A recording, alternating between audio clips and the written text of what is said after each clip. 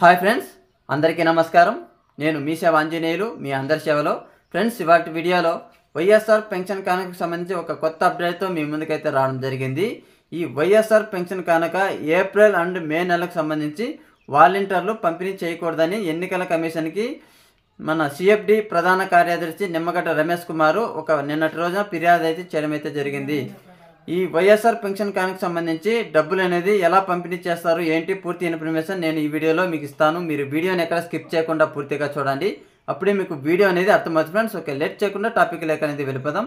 April May నెలకు సంబంధించిన pension అనేది ఎవరైతే పెన్షన్ లబ్ధిదారులు ఉన్నారో వారికి నేరుగా వారి బ్యాంకు ఖాతాలో జమ చేయాలని మన నిమ్మగడ్డ రమేష్ కుమార్ గారు ఎన్నికల కమిషన్కి ఫిర్యాదు చేయడం అయితే జరిగింది. వారి బ్యాంకు ఖాతాలోనే నేరుగా జమ చేయాలని కోరడం అయితే జరిగింది ఫ్రెండ్స్.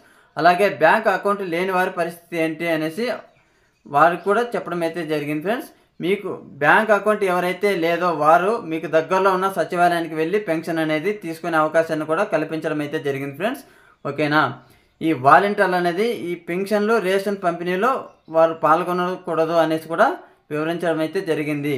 అలాగే ఆర్ఓలు కలెక్టర్లు మాత్రమే వాలంటీర్లను నియంత్రించాలని కూడా ఆ లేఖలో పేర్కొన్నారు ఫ్రెండ్స్.